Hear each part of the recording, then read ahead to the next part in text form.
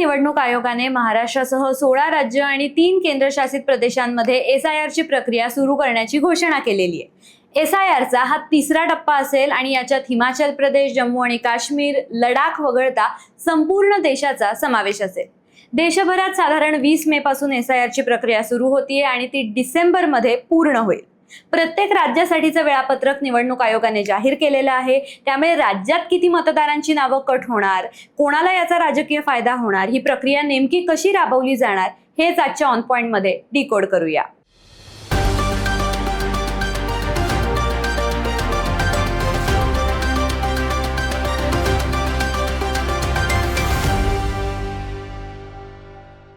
पहिलं, भारतीय निवडणूक आयोगाने काल SIR चा तिसरा टप्पा जाहीर केला। या टप्प्यात 16 राज्य आणि 3 केंद्रशासित प्रदेशांचा समावेश आहे। या तिसऱ्या टप्प्याची सुरुवात 20 मेला होणार असून 23 डिसेंबर 2026 ला ही प्रक्रिया संपणार आहे।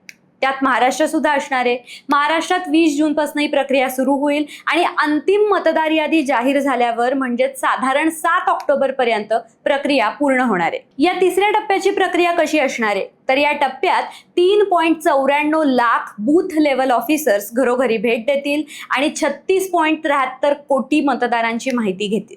यासाठी त्यांना 3.42 लाख बूथ लेवल एजंट्स मदत करतील। या बूथ लेवल एजंट्सची नियुक्ती ही राजकीय पक्षांकडूनच होते। भारतीय निवडणूक आयोगाने सर्व राजकीय पक्षांना प्रत्येक बूथसाठी BLA ची नियुक्ती करण्याचं आवाहन सुद्धा केलेलं आहे। खरं तर SIR चे यापूर्वी 2 टप्पे झालेले आहेत। त्यात 13 राज्यात SIR ची प्रक्रिया राबवण्यात आलेली आहे, ज्यात जवळपास 59 कोटी लाख मतदारांचा समावेश होता आणि 6.3 लाख BLO आणि 9.2 लाख BLNचा समावेश होता। सो आता पुढे आपण महाराष्ट्रातली स्थिती कशी असेल त्यावर नजर टाकू। महाराष्ट्रात एकूण किती मतदार आहेत तर महाराष्ट्रात जवळपास 9.86 लाख मतदार आहेत। तर 97,924 BLO आहेत आणि 96,949 BLA आहेत। आता राज्यात यापूर्वी 2002 मध्ये SIR ची प्रक्रिया राबवण्यात आली होती आणि त्या मोहिमेचा आधार घेऊनच ही मोहीम राबवण्यात येणार असल्याचं आपल्याला समजतंय। आता ही मोहीम कशी राबवली जाणार आहे तर 1 ऑक्टोबरला 18 वर्ष पूर्ण करणाऱ्यांना यामध्ये नाव नोंदणी निश्चितच करता येणार आहे। या मोहिमेअंतर्गत निवडणूक कर्मचाऱ्यांकडनं मतदारांना एक अर्ज तुम्हाला वाटण्यात येणार आहे। तो अर्ज मतदारांनी भरून द्यायचा आहे। त्यासाठी कोणताही पुरावा किंवा कागदपत्र दाखवण्याची गरज नाही असंही म्हटलं जातंय। पण 2002 मध्ये जी फेरतपासणीची मोहीम झाली त्याच्यामध्ये नाव असलेल्या मतदारांची नावं जर का आत्ता जुळत नसतील तर त्यांना मात्र नोटीस दिली जाणार आहे। आता या प्रक्रियेचं वेळापत्रक सांगायचं असल्यास 20 ते 29 जून दरम्यान कर्मचाऱ्यांना प्रशिक्षण, छपाई किंवा अन्य तयारीसाठी हा वेळ दिला जाणार आहे। 30 जून ते 29 जुलै दरम्यान मतदारांच्या घरी जाऊन अर्ज वाटप आणि अर्ज भरून घेतले जाणार आहेत आणि जर काही कारणास्तव मतदार घरी नसतील, त्यांची भेट झाली नाही तर त्यांच्या घरी 3 वेळा भेट देणं हे निवडणूक कर्मचाऱ्यांना बंधनकारक करण्यात आलेलं आहे।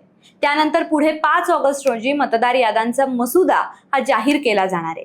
त्यानंतर 5 ऑगस्ट ते 4 सप्टेंबर म्हणजे जवळपास 1 महिना मसुद्यातील नावांवर दावे आणि हरकती तुम्हाला सादर करता येणार आहेत आणि त्यानंतर 3 ऑक्टोबर पर्यंत या दावे, सुनावणी आणि हरकती निकालात काढण्यात येतील आणि 7 ऑक्टोबरला या सगळ्याची फायनल एक अंतिम मतदार यादी प्रसिद्ध करण्यात येईल। अशा 6 टप्प्यांमध्ये थोडक्यात SIR ची प्रक्रिया राबवण्यात येणार आहे। या सगळ्यात राजकीय पक्षांकडनं नियुक्त केल्या जाणाऱ्या प्रतिनिधींवर सुद्धा महत्त्वाची जबाबदारी आहे। मतदारांकडनं अर्ज भरून घेऊन ते निवडणूक आयोगाच्या कर्मचाऱ्यांकडे सोपवण्याची जबाबदारी या प्रतिनिधींवर असणार आहे। राजकीय पक्षांच्या या प्रतिनिधींमुळेच ही प्रक्रिया पारदर्शक आणि सर्वसमावेशक होईल असा विश्वास निवडणूक आयोगाने व्यक्त केलेला आहे। आता या सगळ्यात तुम्ही नागरिक म्हणून तुमचं नाव सुरक्षित कसं करू शकता, तुमचं नाव चेक कसं करू शकता तर BLO तुमच्या घरी आल्यावर तुम्ही तुमचं आधार कार्ड असेल, मतदान कार्ड असेल ते दाखवून तुमचं नाव, पत्ता व्हेरीफाय करू शकता। तुमच्या सोसायटी, वसाहतींमध्ये BLOंना एंट्री मिळेल याची सुद्धा तुम्ही व्यवस्था करा। 5 ऑगस्टला निवडणूक आयोगाने मतदार याद्यांचा जो मसुदा असेल तो जाहीर केल्यावर तुमचं नाव त्या यादीमध्ये आहे ना ते तुम्ही चेक करा आणि हे नाव तुम्ही ECINET या ॲपवर किंवा voters.eci.gov.in या वेबसाईटला भेट देऊन तुमचं नाव तुम्ही यादीमध्ये आहे का नाही ते चेक करू शकता। आता आपण शेवटच्या मुद्द्याला येऊया। पश्चिम बंगाल आणि आसाममध्ये नुकत्याच विधानसभा निवडणुका पार पडल्या। पश्चिम बंगालबद्दल सांगायचं तर तिथे SIR प्रक्रिया पार पडली आणि तिथल्या मतदार यादीतून तब्बल 91 लाख मतदारांची नावं वगळण्यात आली होती.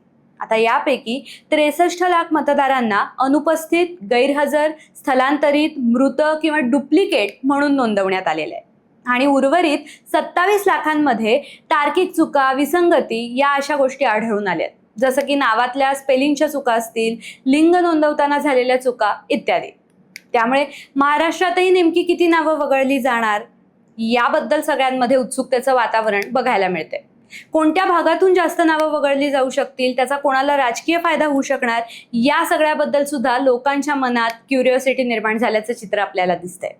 राज्यामध्ये खरं तर सध्या 9,86,00,000 मतदार आहेत. त्यात मालेगाव, मुंब्रा, अमरावती, मुंबईमधला काही भाग, छत्रपती संभाजीनगर अशा काही ठिकाणांच्या मतदारांबाबत भाजपच्या नेत्यांनी यापूर्वी देखील संशय व्यक्त केलेला आहे आणि स्पेशली हे भाग अल्पसंख्याक बहुल आहे.